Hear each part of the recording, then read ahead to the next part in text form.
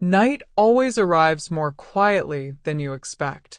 Even if you know all day that it will be long, that you won't fall asleep again, that thoughts, like old clocks, will tick in your head without stopping.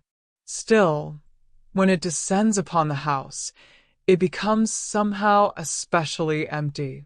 That night I didn't sleep. Although, to be honest, I haven't slept like young people do for many years. Old age isn't about sleep. It's about drowsiness, about half dreams, about that state when your eyes are closed, but inside someone is still quietly talking. Sometimes with people from the past. Sometimes with myself. The clock on the wall ticked loudly. Too loudly for such profound silence. Each click seemed to measure not time, but my life. A second, another, and another. I caught myself counting them, as if I was afraid that one day they would stop, and with them, I would stop too. I lay under an old blanket. It was heavy, woolen, with frayed edges. My mother knitted it. God, how many years have passed. Sometimes I think that this blanket is what keeps me in this world. It doesn't let me dissolve. When I cover myself with it, I feel like I become someone's daughter again, and not just an old woman in a big empty house. The house, it has long since become too big for just me. Too quiet. Too observant. Every crack in it knows my footsteps. Every door knows my habits. It used to be different here. There was laughter. There was the disgruntled slamming of cupboards. There were morning arguments in the kitchen and evening reconciliations. It smelled of soup, fresh bread, other people's perfume, and children's shampoo. Now it smelled of dust, old books, and time. I was about to turn over onto my other side when I heard a sound. At first, it was very quiet.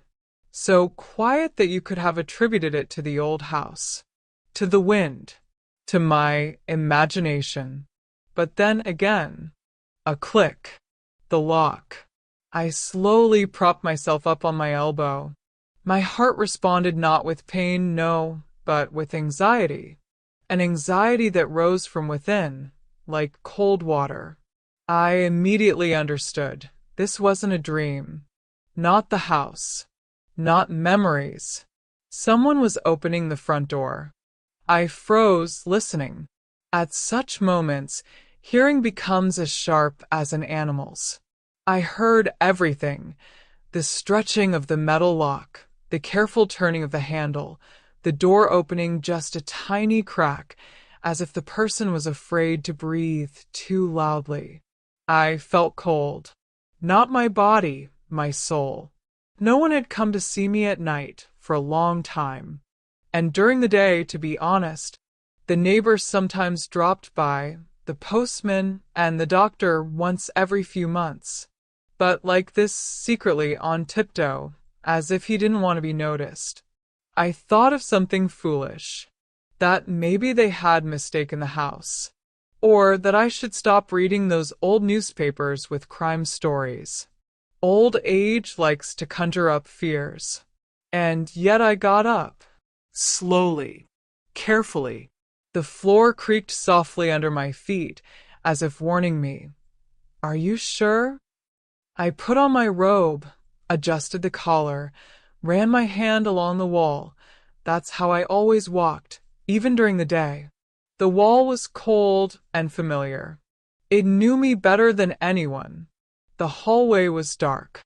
Only a faint light from the street lamp filtered through the curtain. And in that light, I saw a silhouette. He was standing by the door, motionless, huddled, as if the person didn't know what to do with themselves. I didn't immediately understand who it was. My heart was beating faster and faster, but strangely, without panic, rather with a heavy premonition. I took a step forward, and at that moment the silhouette stirred. "Mom," a voice said, quiet, broken, strange and familiar at the same time. I couldn't breathe immediately. The word mom hadn't been heard within these walls for a long time. It was like a forgotten melody that was suddenly played in the middle of the night. My daughter, I blurted out. She stood with her head down. Her hair was disheveled, her coat too thin for the night. In her hands was a bag. Old, worn, not the kind you take when you go visiting. I looked at her and didn't recognize her. And at the same time, I recognized her all too well. In those shoulders, in that tilt of her head, in that silence, everything was familiar. Painfully so. Why did you? I began and then stopped. You don't ask questions immediately at night. The night doesn't like harsh words. I came closer. The light fell on her face, and I saw her eyes. Red. Tired. Those are the eyes of people who haven't slept for a long time, or those who have thought too much. Come in, I finally said. You're cold. She nodded silently and entered the house. I closed the door, and that sound, a quiet click, suddenly seemed final, as if we had both crossed some kind of boundary. In the kitchen, I turned on the lamp. The yellowish light made everything even more real. I put on the kettle as I always did. My hands moved on their own, from memory. Old hands, but reliable. I heard her sit down at the table. She didn't ask if she could. That meant things were bad. We were silent. The kettle was whistling. There was something calming in that sound. Something alive. I caught myself being afraid to turn around and look at her face again. When I placed the cup in front of her, our fingers almost touched. She flinched. I did too. You've lost weight, I said quietly. She smiled wryly, without joy. And you've gotten older, Mom. I nodded. There was no offense, only the truth.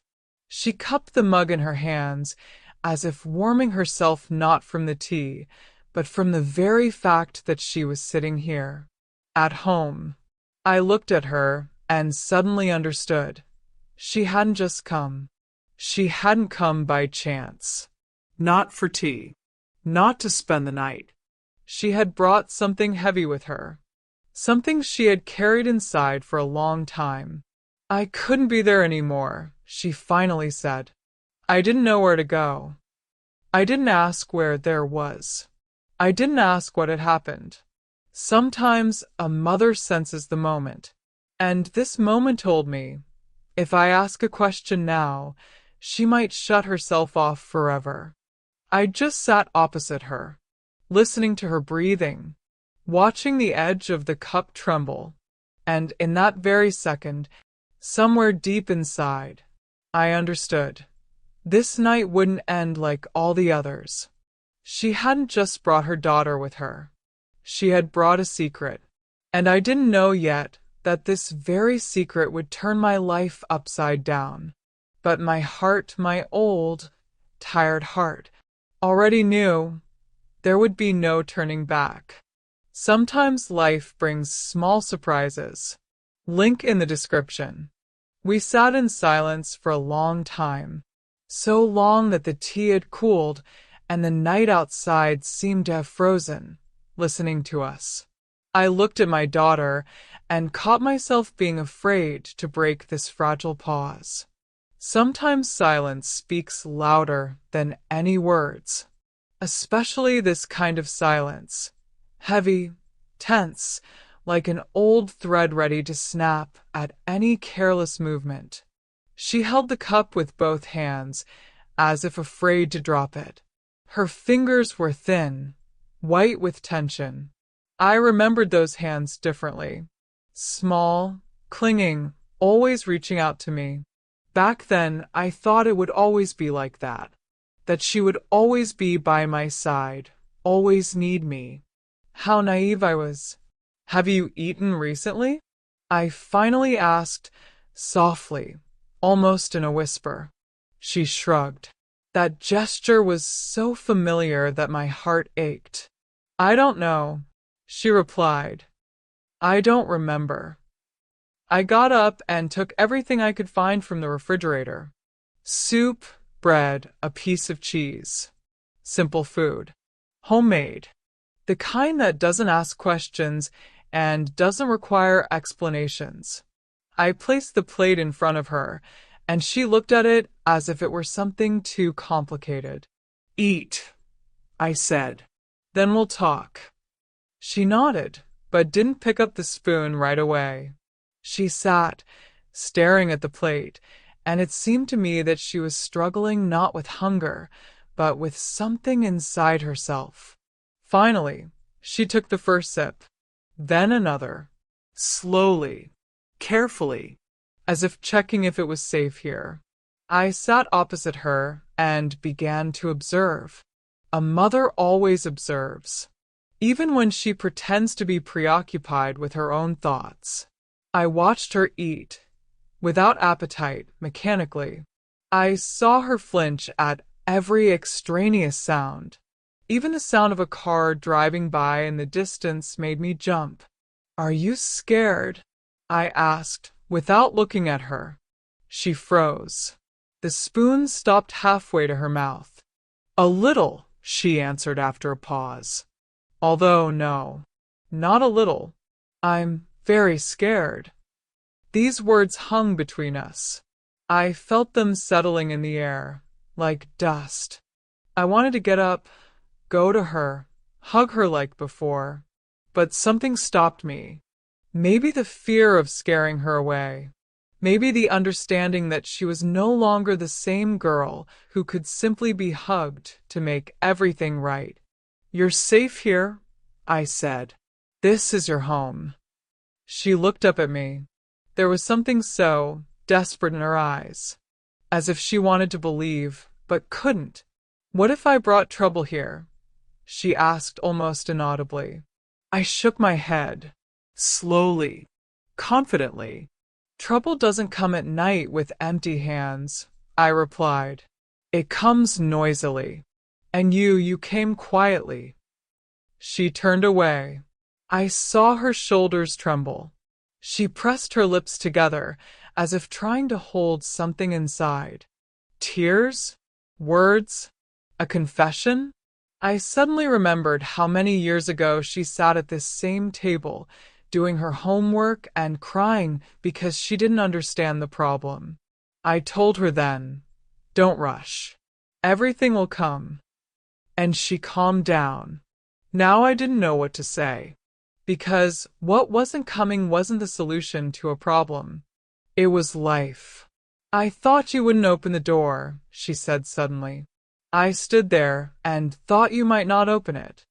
I always open the door for you, I replied, even if not right away. She smiled, bitterly. I didn't always feel that way. Those words struck me harder than I expected. I wanted to object, to say that I had done everything I could, that I had tried, that I, too, was young, tired, and confused. But I remained silent, because excuses are poor companions for late-night conversations. Have you been alone for a long time? I asked. I've been alone for a long time, she replied. I just didn't understand it before. She finished her soup and pushed the plate away. I cleared the dishes and sat down opposite her again. The night was slowly progressing, but it seemed to me that time had stopped here in the kitchen. You can stay, I said, for as long as you need. She looked at me as if I had offered her something impossible. What if it's for a long time? She asked. Then it's for a long time, I replied. I'm in no hurry. She lowered her head. I saw tears dripping onto the table, leaving dark stains. She didn't try to wipe them away. She simply let them be. I walked over and placed my hand on her shoulder. Gently, calmly. She didn't pull away. On the contrary, she leaned slightly towards me, and there was so much weariness in that movement that my heart ached. "Forgive me," she said, "for everything." "For what exactly?" I asked. She was silent. For a long time. I felt her body trembling under my hand. "I'm not ready to talk yet," she whispered. "Not today." I nodded. Sometimes silence is also an acknowledgement. We went to her old room. I hadn't been there in a long time. The room seemed to be waiting for her. Everything was in its place, covered with a thin layer of dust. The bed, the wardrobe, the table. I removed the bedspread, straightened the sheets. My movements were slow, careful, as if I were putting something back in its place. "Everything is still the same here," she said. "I didn't change anything," I replied, "just in case you came back." She looked at me, and there was so much in that look: surprise, guilt, gratitude. "Did you really wait?" she asked. I shrugged. "A mother always waits," I said, "even if she pretends to move on." She lay down without fully undressing, as if afraid that if she got too comfortable, it would all turn out to be a dream. I covered her with a blanket. She took my hand, tightly, like a child. "Stay with me?" she asked. I sat down beside her. I watched as her breathing gradually evened out, as the tension slowly released. She fell asleep quickly, too quickly for someone who hadn't slept for a long time. I sat there and listened to the night. The house was quiet, but this silence was different now. Not empty, not deafening. There was a presence in it, alive, anxious, real. I understood. She hadn't said the most important thing. Something remained behind that silence. Something heavy, unspoken. And that something would inevitably make itself known.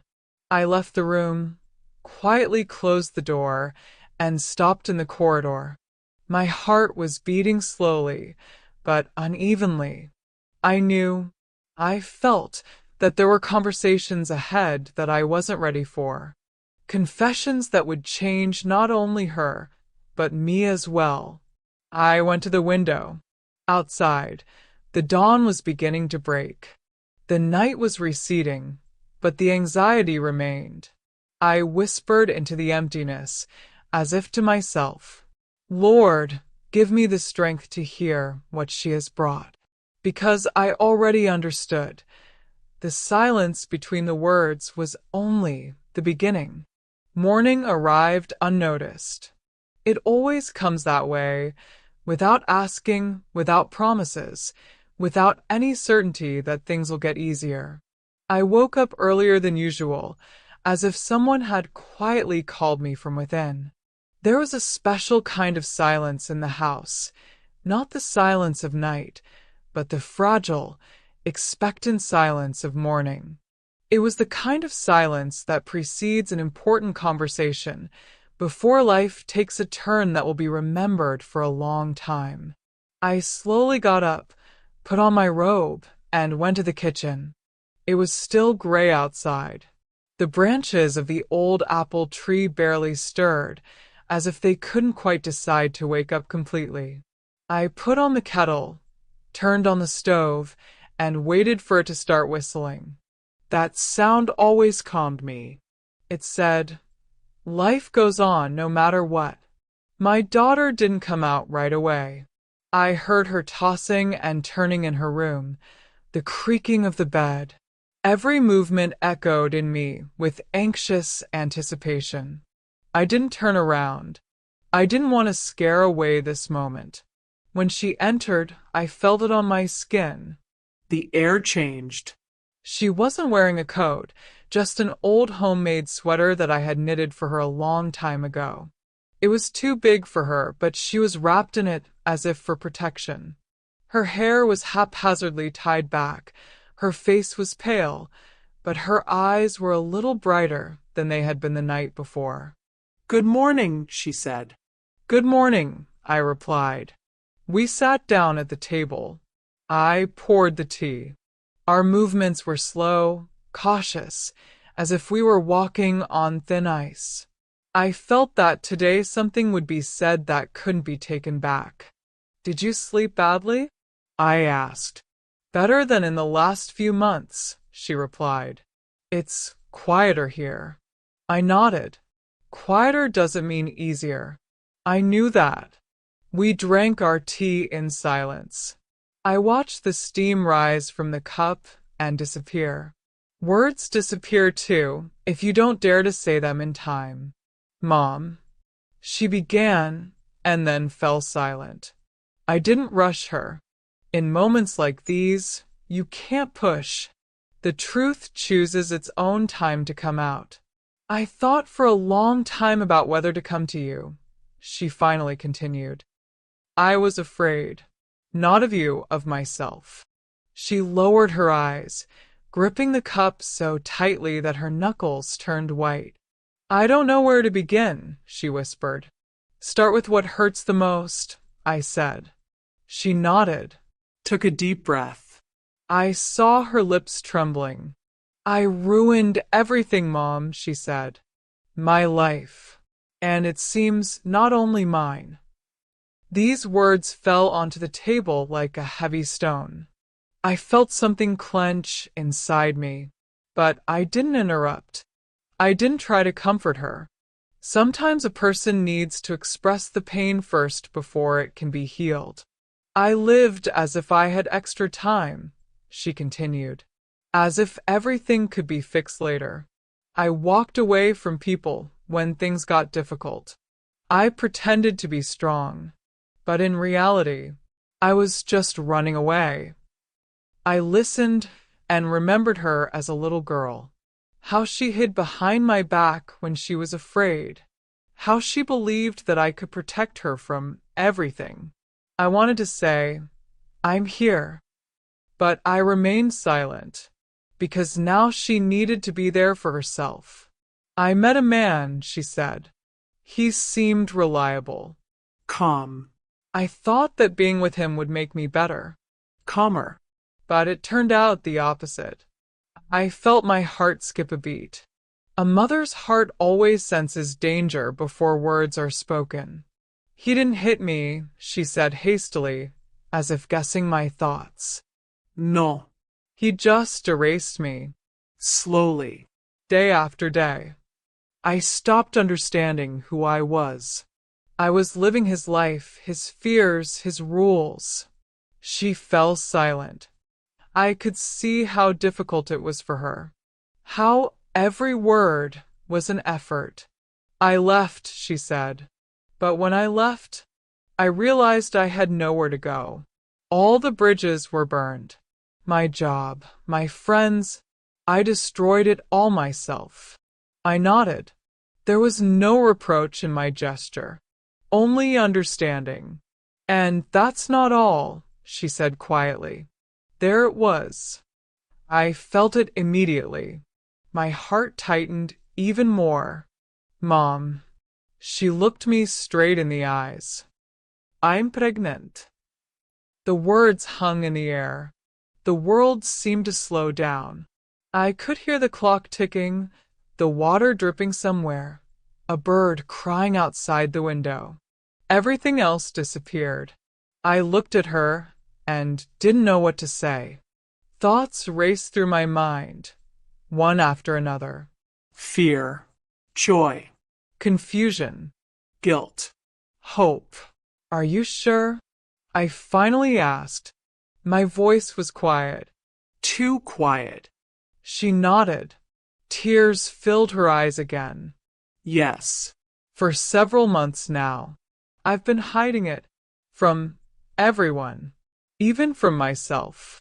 I closed my eyes. For a moment. I needed that moment to accept it. To avoid saying anything unnecessary. To avoid destroying the fragile thing that was just beginning to form. "Does he know?" I asked. No, she replied, and I don't want him to know. I nodded again. There was a lot of pain in that, but also a lot of choice. I was afraid to come to you precisely because of this, she said. I thought you would say that I ruined everything, that it was too late for me to change anything, that I should cope on my own. I looked at her for a long time, attentively. I saw before me not only my daughter, I saw a woman, tired, frightened, but still alive. I won't say that, I finally said, because it's not true. She sobbed. I stood up, went to her, and gently hugged her. She clung to me, like she used to a long time ago, and cried. She cried for a long time. Deeply. I stroked her hair and felt something changing inside me. How fear was gradually giving way to something else. I don't know if I can handle it, she whispered. I'm afraid of becoming a bad mother. I pulled back and looked into her eyes. You're already afraid, I said. That means you care. And that's the most important thing. We sat down at the table again. The tea had long since cooled, but it seemed to me that the room had become warmer. I understood that it would be difficult ahead. Very difficult. But in this difficulty there was life. Real life. Not running away. Not pretending. When she went to her room to rest, I remained alone in the kitchen. I sat down, folded my hands on the table, and looked out the window. The sun was rising higher. The day was coming into its own. I whispered, barely audibly, "So, that's your secret." And along with this thought, another feeling was born in me. Not fear, not judgment, responsibility. Because now I knew that my life had already been turned upside down. And ahead of us lay a path that I hadn't even imagined in my wildest dreams. Sometimes life brings small surprises. Link in the description.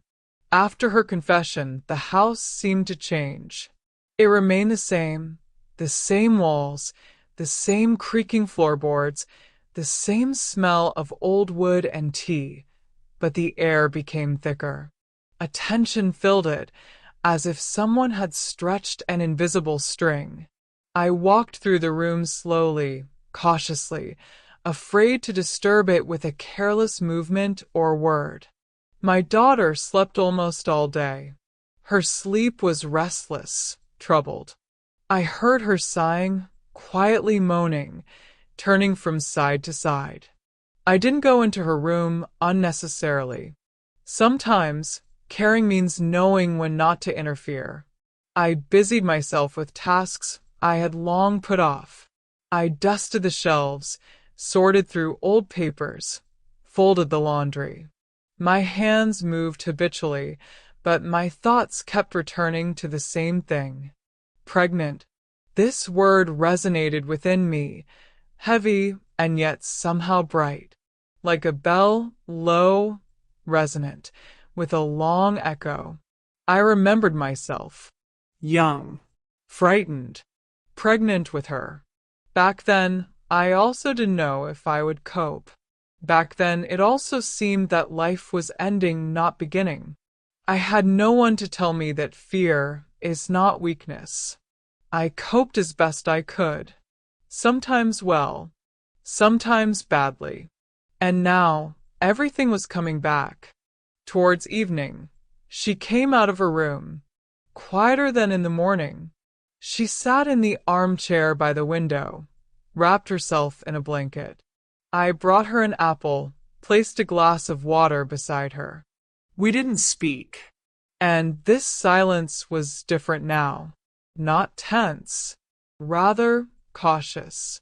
"Mom," she said after a while, "are you angry?" I slowly sat down opposite her. I looked at her carefully, without haste. No, irraplia. "I'm thinking." She nodded, as if that was enough. I'm afraid I'll repeat your mistakes, she said suddenly. These words struck me deeper than I expected. I felt a pang, not of resentment, no, but of truth. Which ones exactly? I asked. She hesitated. You were always strong. You always carried everything yourself. I remember how tired you were, how you sometimes broke down. I thought then that it was because of me. I closed my eyes. Slowly. It took me a moment to answer honestly. Sometimes, yes, I said, but not because you were bad, but because I didn't know how to ask for help. I thought a mother should be like a rock, and rocks, they're cold. She looked at me without interrupting. I wasn't always right, I continued. I did a lot out of fear. I was afraid of poverty. I was afraid of loneliness. I was afraid I wouldn't cope. And I often hid that fear behind strictness. I remember, she said softly. I sighed. This conversation was necessary for both of us, even if it was late. If you're afraid of repeating my mistakes, I said, it means you're already doing things differently. You're looking at yourself. You're asking questions. I didn't know how to do that. She lowered her head. I could see the conflicting emotions within her: guilt, relief, fear. I don't know whether to keep the baby, she finally said. I'm afraid to say it out loud. But I'm also afraid of something else, that I'll regret it someday if I don't keep it. These words sounded like a confession that couldn't be ignored. I stood up and walked to the window. Outside, it was slowly getting dark. Evening was gently descending on the street. This decision can't be made in one night, I said. And it can't be made out of fear. Not out of any fear. She remained silent. I felt her gaze on my back. I won't make the decision for you, I continued. And I won't pressure you. I'm here. That's all I can promise. But it's forever. She cried. Quietly, without sobs. I went over and hugged her. She rested her head on my shoulder. I felt her trembling inside. I'm so scared, Mom, she whispered. I know, I replied. Me too. We sat like that for a long time. A very long time. At some point, I realized that fear was no longer the main feeling. Another feeling had taken its place, a weary but firm acceptance. Later, when she went to her room, I was left alone. I sat down at the table and placed an old photo album in front of me. I hadn't opened it in a long time. I turned the pages slowly. Here she is as a little girl. Here she is as a schoolgirl. Here's her graduation. Here I am, younger, stricter, more confident than I actually was. If only I could. I whispered into the emptiness. But the past doesn't answer. It only watches. I understood that night. My task now is not to correct old mistakes, but not to pass them on. To be there, but not to suppress. To support, but not to control. I went to bed late. Sleep didn't come immediately. Thoughts about the future swirled in my head. About the child who doesn't exist yet. About my daughter, who has become my little girl again, and at the same time remains an adult woman. And just before falling asleep, I thought, life doesn't ask if we're ready. It just comes. And our wisdom lies not in controlling everything, but in not turning away when the past and the future meet in the same house. Several days passed. They weren't alike, yet at the same time, they blended into one long, quiet flow. We lived cautiously, as if learning to walk again. I tried not to ask unnecessary questions, and she tried not to hide in silence. A new space opened up between us. Not emptiness, no. Rather, a pause in which we could breathe. In the mornings, I got up early. I put on the kettle, cut the bread, opened the window to let in the fresh air. My daughter came out later, with disheveled hair, in the same old sweater. She smiled more often, not broadly, not confidently, but genuinely. Such smiles don't shout about happiness, but they promise life. Are you feeling well? I sometimes asked. Different, she replied, but not so empty anymore. These words were more important to me than any assurances. We started going for short walks. At first, just to the end of the street and back. Then a little further to the park. I walked slowly, leaning on my cane, and she adjusted to my pace. There was something symbolic about it. Before, I used to pull her by the hand. Now we walked side by side. One day she stopped and looked at the playground. Children were playing there, laughing, falling, getting up. I noticed how she involuntarily placed her hand on her stomach. This gesture was so natural that my eyes welled up. I'm afraid to be happy, she said quietly, as if I'm afraid of jinxing it. Happiness can't be jinxed, I replied. You just accept it when it comes. She nodded. We walked on. In the evenings, we sat in the kitchen. Sometimes we talked. Sometimes we were silent. She started asking questions about my childhood, about her father, about how I coped. I answered honestly, without embellishment. I no longer wanted to pretend to be strong. I wanted to be real. Do you have any regrets? She asked one day. About anything? I thought about it. I regret being afraid to be weak, I said. It took a lot of warmth away from me. She took my hand, and in that touch there was more understanding than in 100 words. A week later she said, I've decided. I immediately understood what she meant. My heart ached, but I didn't show it. I'm keeping the baby, she said. I'm scared.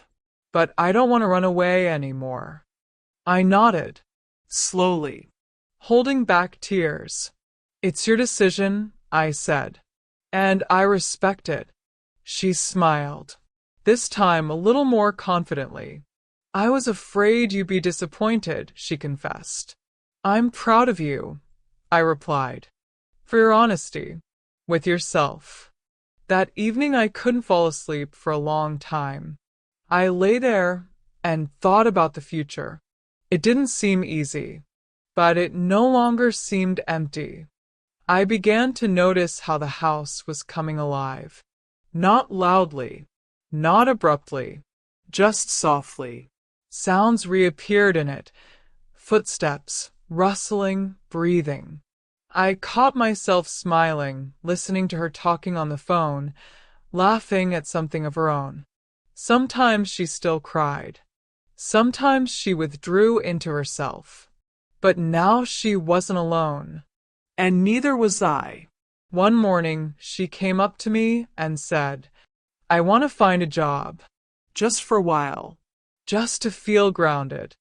You're already standing on solid ground, I replied.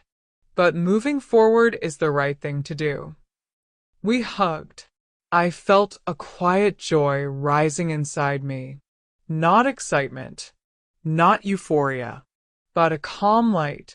The kind that stays for a long time. I realized my life didn't turn upside down. It simply continued, in a new capacity, with new responsibilities, with a new meaning. And perhaps for the first time in many years, I stopped being afraid of the future, because next to me was once again a person worth waking up for. Sometimes life brings small surprises. Link in the description. Time began to flow differently. I didn't notice it right away. At first, it was in small things. In how the days stopped blurring into one gray streak. in how the morning once again became something more than just a continuation of the night, in how I started to look forward, not to events, but to the day itself. My daughter stayed with me. At first, for a short time, as she said. Then that phrase stopped being used. We no longer discussed deadlines. Life itself put everything in its place. She found a job nearby, simple, without promises but honest. She came home tired, sometimes irritated, but alive. I looked at her and rejoiced in that tiredness. It was real. The pregnancy was not easy. There were days when she hardly got out of bed. There were nights when I sat beside her and listened to her breathing, afraid that it might suddenly falter. I was learning to be afraid again in a different way, not with panic, but with attentiveness. We went to the doctor together. I sat in the corridor, holding my bag on my lap, and caught myself waiting again. Like before, the circle had closed. Only now I was older. Calmer. Wiser, if that's even possible to say. Sometimes she would ask, "Don't you regret that I came back?" I always answered the same way. "I only regret that you didn't come back sooner." She smiled, and in that smile there was so much gratitude that I wanted to cry. The house was filled with the future. We sorted through old things, found the baby crib that I had once kept just in case. That case arrived quietly, without fanfare, like everything real. I often caught myself talking to someone who wasn't there yet, not out loud, inside, asking for forgiveness for the world he would come into. I promise you, it will be warm here, that people here know how to wait. One evening we were sitting in the kitchen, and my daughter said, "I thought my arrival would ruin your life." I looked at her for a long time. Then I said, "You continued it." She cried. I did too. We didn't wipe away our tears right away. At our age, at any age, it's not shameful to cry. When the baby was born, I was at home, not in the maternity ward. Those years are long gone. I sat by the window and counted the steps of time. The phone lay beside me. I didn't let go of it. When it finally rang, I couldn't answer immediately. My hands were trembling. "Mom," she said, "everything is fine. We have a boy." The words were simple, but there was so much life in them that I cried out loud. Not quietly, not restrainedly, but the way you cry when fear finally lets go. When they returned home, I stood in the doorway for a long time and watched. My daughter, tired, pale, happy. The baby, small, warm, alive. I was afraid to touch him, as if I was afraid to scare away the miracle. But then he squeezed my finger with his tiny hand, and I understood that's it. I'm here. I'm needed. At night, I sometimes couldn't sleep.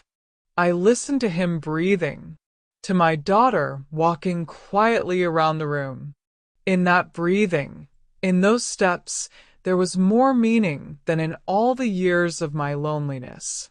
I no longer felt superfluous. I didn't feel like I was living after. I was living now. Sometimes I thought about that night when she came to me, deep, cold, anxious. If I hadn't opened the door then, if I had been afraid, if I had turned away, but I opened it. And now I know, life rarely comes loudly. More often, it knocks quietly, at night, Carefully. and if you have the strength to open the door, it stays open. I've grown older, weaker, Slower. but a light has settled inside me. Not bright, not blinding, but the kind that warms you for a long time. And that, it turns out, is quite enough.